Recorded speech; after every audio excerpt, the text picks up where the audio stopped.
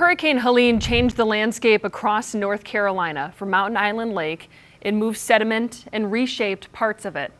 And people who live in the area say now that sandbars have gotten much larger. We took a drone to the sky to see how significant those changes are. A lake day for us is usually going out and hanging out on the sandbars, letting our boys go swimming. Daniel LaVeck moved to Charlotte about 12 years ago and says he fell in love with Mountain Island Lake. It's a place his family frequents on the weekends, even though they live in Mint Hill. Helene has left its mark on the smallest of the 3 lakes in our area. All of this was underwater. A film still covers leaves on trees. You can see the water line when flooding was at its peak.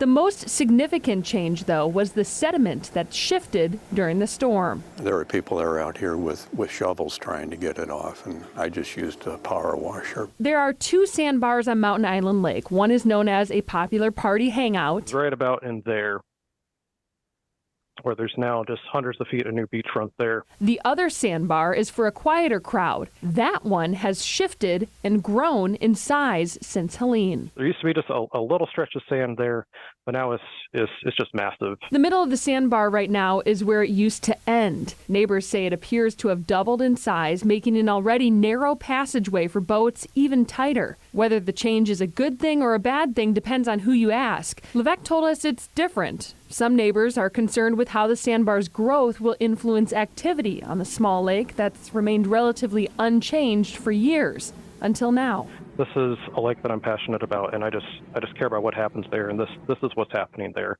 and let people decide if it's good or bad to them. So one more thing, LaVeck says visitors still leave trash around after the storm went through.